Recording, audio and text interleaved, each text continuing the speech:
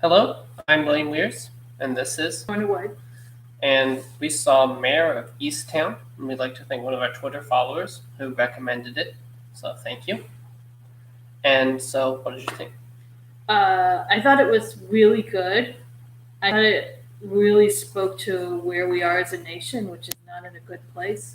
Um, a very post-developed place, and I think it spoke to me personally because after my parents got divorced, my mother moved to a working-class Connecticut town, which was similar. Um, well, it was doing pretty well at that time, but still, the kind of people that we knew. If anything, it was a less. There's a little bit of a kind of common people fantasy in here with that these people are really all part of a community, even though every single thing that's showing them is showing that the community is completely crumbled and falling apart and violent and goodness knows what these people do for a living. I mean, we see one woman who works at a convenience store, and then obviously there's a cop, but I mean, they seem to be involved in very low-paying, working-class type jobs. One guy owns a restaurant, okay, but it doesn't look like a one that might not have survived COVID. Obviously, he has his kid working there, so it's not like it's taken off great. Um, and she seems like she needs the job. So it it really spoke to my personal experience living with kind of tough people who work for low wage jobs and don't always conduct themselves in the smartest way. So um, and have no real resources. So I thought that was good. I thought the performances were great. Kate Winslet's the accent, which I'm familiar with because my half sister lived in New Jersey a lot of her life, and so my half nieces, lived in New Jersey and had the accent, and that's very near, Philadelphia accent. It's pretty close. So I thought it was really great that she did the accent. Also, Jean Smart was really good. I'm really only familiar with her from Designing Women, which is quite a different role, and I think her accent slipped a little, but I thought her acting was really good. Um, I thought the writing was really good. Again, true to the people I know that are like that were used to know that are like that. Um, you know, yeah, very much so. Um, yeah, just and really just the way the cinematography was quite beautiful, even though it was showing these rundown things. It really brought a kind of almost a romance to it, but still a lot of grit there. And the plot was good because we thought, they didn't go for the reads the creepy writer's book and realizes that he's the killer cliche. Um, it really was a surprise to me who did it, which I think we probably shouldn't give away. I don't know, but It's been out since May, I think. all right, well, We'll just say a spoiler alert. Skip to this. right. Well, anyway, and I thought that everybody was handled in a humane way. No one was just a monster, um, and uncomfortable questions were left. We never knew if that priest really did molest a girl or if he was wrongly accused. It seemed like he was wrongly accused, but one can't. Unsettling messages was like you can never be sure, and yeah, so just thought it was a really good slice of grit mystery. I mean, I thought it was very well put together, and I really gave it kudos for having normal-looking people, and this was something that Kate Winslet really pushed for. So she said, Winslet wanted to be sure that Mare was not overly fit. Quote, I didn't want to make her an impossible superhuman 40-something-year-old. Most women aren't like that. We do what we can in the midst of the juggle of everything else. And then this also caused problems for HBO. So HBO was like, oh, we've got Kate Winslet, that's great. And Winslet was like, I'm not going to wash my hair or put on makeup for this part. And HBO, of course, was like, oh, I don't know if I want to do that. So Winslet That's perfect. Winslet was the executive producer though, so she insisted again to quote her. We could have still done the film or TV version of that character. We could have made her hair barrel curl perfect each day, and she could have been the kind of character who would put on some simple makeup before going to work. But I didn't believe for 1 second that she would. First of all, have time, and secondly, care about looking in the mirror. She's, I mean, that's part of the point is that because her son committed suicide, she's kind of permanently depressed, at least right under the surface, and she's not going to take care of herself particularly. I mean, a little bit for a special occasion, for work, which would only be for work. Mm-hmm. Yeah. And such was her dedication to the part that she even had the poster changed twice, because both times the posters had tried to erase her wrinkles, and she was like, no, put those back on. And it was really refreshing to see a woman who looked like a real woman, and was, and I mean, we've seen a lot of detectives with problems, but really just was inspiring at the same time. And so her professionalism apparently sort of really awed the cast, but especially the actor who played that younger detective who gets killed, Zobel. Zobel, whatever his name is. Yeah, so he says that Winslet walk up to me and say, all right, so it's 2:38 p.m. We just came from the coffee shop. Now we're here, we're doing this thing. And I would look at her and be like, damn, was I supposed to do that? I didn't prepare like that. So that their relationship mirrors their relationship in the show, I think really works. I think they have a really good chemistry. And that he's like the naive who is being schooled by the older experienced person, which actually was happening offset. That's really great. And Winslet also made sure that everybody was treated well. She discovered that she had a bigger trailer than other stars, and so she refused to get in it until everybody had an equal trailer. So it's clear she ran a She was a diva, in other words. No, she was the anti-diva. So I think that really shows. The actors seem to have a really close bond, whether it be the family or everything else. So that I think really helps to create the community feel. And adding to that was also this attention to detail. They had the costume designer go to the Wawa convenience store and text pictures of the people in line so that they could create authentic costumes. And it did look pretty authentic. Yep. And then the actor who played the detective also really committed to the part. So when there's that scene where he gets drunk at a bar with Mare, and so he drank small cups of apple cider vinegar every half hour leading up to that to trigger his sense memory and have it sort of be hurt so that he could be accurately drunk. So I don't know how that works, but it sounds interesting. Yeah. And then I think this is a really good point by the writer, which ties into your point about the community. He says, quote, there are people that get up every morning and go to jobs they don't necessarily love, but they do it out of sense of duty. So I wanted to portray these communities that exist and don't often get any time on the screen in a way that was heroic and noble and also sympathetic.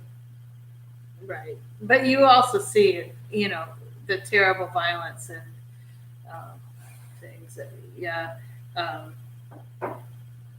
I mean, when I was living in Danbury, I mean, a friend of a friend was brutally attacked in a park, and it was really just like an episode of TV because, I mean, not that it was real, but just in terms of the plot, because it's the detective whom we knew thought that she knew who had attacked her and wasn't saying, and we didn't know exactly why, and maybe he was sort of a boyfriend, and it was really, and that happens, and then I had this friend whose brother was working at a bread company, hauling bags of flour or something, and he had a Ruger pistol, or he found a Ruger pistol, I don't know, I think he got one, and he was sitting on the bed playing with it, and he shot his leg, just dumb, violent, stupid stuff. Right. So all that authenticity I thought really helped elevate the show. And I mean the characters were likable, and I thought they balanced that likability with flaws very well, so neither one overtook the other, as it were. I think the Rasso girl was not so. Brittany, Yeah, that. I think. Well, yeah, she just now there you saw really that explosion of violence and stuff, and I didn't, I was really just a tourist in the working class. But this friend of mine, the one whose brother shot his leg, she got into several fights in school with other girls over, I don't know, a guy or something.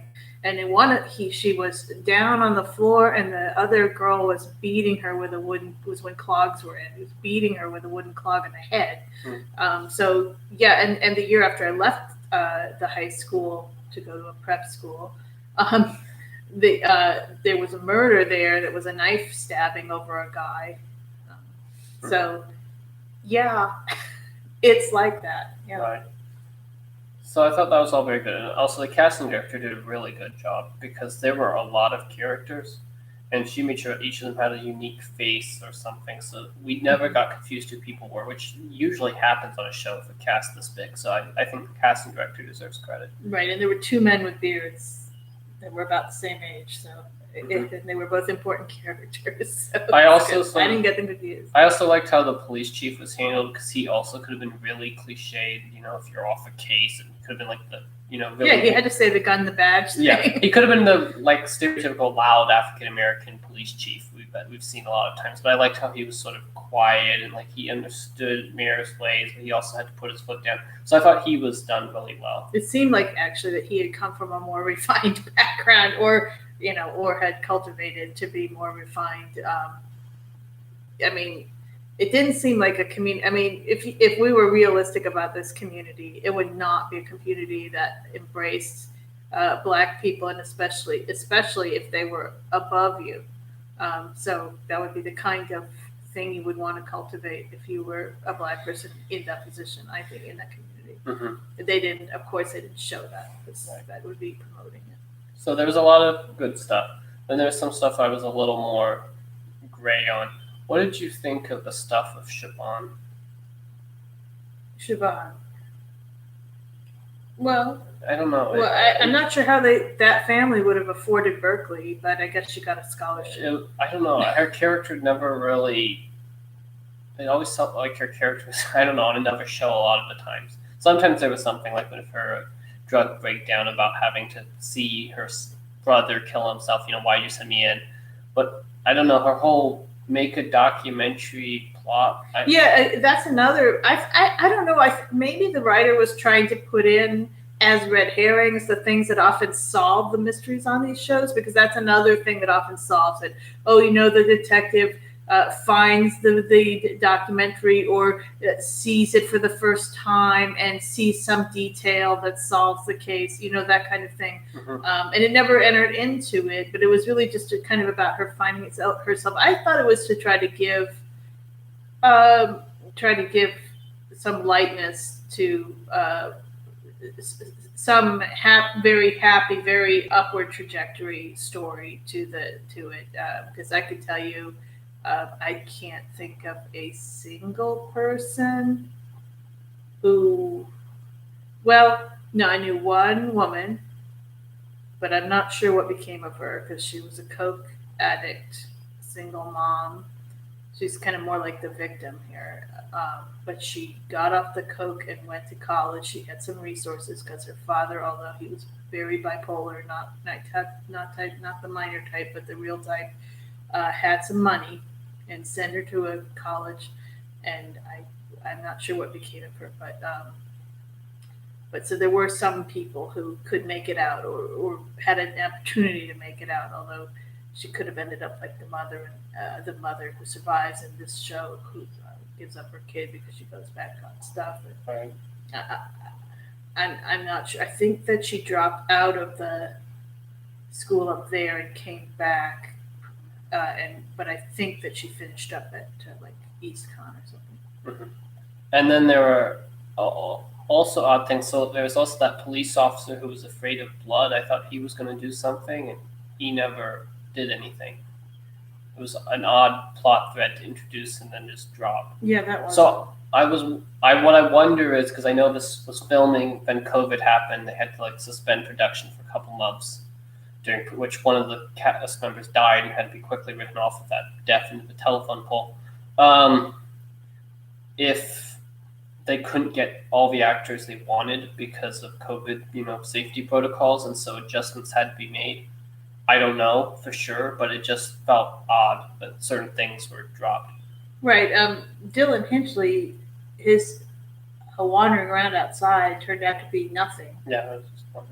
Yeah. I mean, I can believe I that. was fine with that. Yeah, just like I'm fine with the writer just being a writer. Yeah, I'm fine with that. It's one hit writer. It's just odd when characters are introduced with a very strong quirk, and he seems like he's going to be a supporting character, and then I think we see him like once or twice after that, and nothing. Right. Maybe it was supposed to show like how Mare can take charge more, and in a crunch when there's nobody to help her, but it was still a little weird. I also thought that there could have been more done with Freddie, the brother of the African American woman whose drug addiction overdoses. I don't know, he didn't really contribute much except for the fake hostage call, but again didn't add much really. The clothes. Yeah, but I mean they could have found the clothes anyway. I don't think there seemed to be a lot of. Yeah, but that they were given to him, that was a little weird. That somebody had, so that showed that they'd been laundered by the brothers, I guess. But I just like the whole fake hostage call to the mother and learn her to the barn. It's a very taut, suspenseful scene and very well done, but I don't know really what it added to the story. Well, I think, yeah, I guess, that's not my way of writing a story. I like to tie things together and not have, but the more loose ends you have, then the more it's like real life, but at the same time, then the looser the story gets. And so it really kind of tried that line for whatever reason. There were a lot of things I thought were good in terms of just adding character. These are just the things I'm like the detective's mother, who's right out of a Hitchcock film, the one detective who dies. Like she didn't need to be in there, but I thought she added a lot. Yes. And I could see why she was in it. The old lady who died, who probably had some different trajectory in the original plot, but still her husband ended up being very important. Right, and I like the dynamics there of seeing just small town crimes, before we get to the big ones. I thought that was well done. Then there were some things I did outright dislike. So one of the things I outright disliked was that they show several times Winslet's talking down to suspects who want a lawyer or trying to use these psychological tactics to get them to not get a lawyer. And I feel like the show could have been a lot more critical of that. It felt too often like they were going, oh, look, how cool she is. No, I mean, those techniques are really damaging. They really destroy lives. I don't think you should show those uncritically the way the show did. Right. I think that the one that I remember the most, where she just kept asking the questions, and then the person with her was like, "Stop! This could get us into trouble." I felt it was supposed to show that she was really on the edge of snapping all the time and really not in control. Yeah. See, if it had just been that one-time thing, I would completely agree with you. But she did it like 2 to 3 times, if I recall correctly, and I think that's just too many. If it had been building to that, right. So like when she plants the drugs in the her daughter-in-law's, I guess, car, there I felt like I don't think they were married, but yeah. You could sort of see the build up to that, and you could definitely tell the show was saying like, "This is awful. Police should not do this." More than I felt they did with the other one. So that was a problem. And then spoilers. The murderer, I felt it was a little convoluted. 1, and 2. I don't know if I really could buy that. I know he had anger issues, but I don't really know if I could buy that the boy would be able to act normal after accidentally shooting somebody. Well, was he normal? Yes, he was. I mean, he had a few anger issues, but he seemed to be able to function okay. And I think if you accidentally shot someone, unless you're constantly around gun violence every day, and even then, you would be a little more traumatized. There would be some more signs, and of course, especially your cousin. Right. And of course, they couldn't show signs because then that would be a spoiler. But I just didn't quite buy him being the murderer based on the evidence we saw. Yeah, I can see that. So those were my problems with the show. But overall, I thought I agreed with all your positive points, and as I said, I really liked the portrayal of normal people who look normal. That's still such a rarity, and especially a mainstream show with a huge name like Kate Winslet. So I give enormous credit to Winslet for insisting on these things, and enormous credit to the writer and director for actually listening to her. And for actresses that have been in Hollywood to allow themselves to be shown, warts and all at that age is really, that's quite brave. And I thought it really helped her acting, because if she looked perfect and polished, as she pointed out, I wouldn't have believed for one second she'd ever been anywhere near that neighborhood. And I think Winslet seems to be an actress of high integrity, considering I think after Titanic she wanted to walk away from blockbusters. I mean, she could have made millions and millions and millions starring in high-profile work, but instead she decided to choose her scripts carefully and things like that, which mad kudos to. Yeah, I mean, she even made herself look worse with that terrible dye job that she has, but that's exactly the kind of thing that a busy police officer from the working class would have. The mother has more time, so she always has her hair dyed, but it doesn't look very healthy because she has to do it herself. Yeah. So overall, strong series. I'd give it an A-. I'm going to give it an A, just because I really like the way that it captured that life and didn't try to. So many of these shows, people like that live in perfect little ranch houses with wall-to-wall carpeting, and whatever's going on with their lives, it looks like the maid's been by. I just really appreciated that. Oh yeah, definitely. Okay, anything else? I don't think so. All right, thank you for watching. Bye-bye.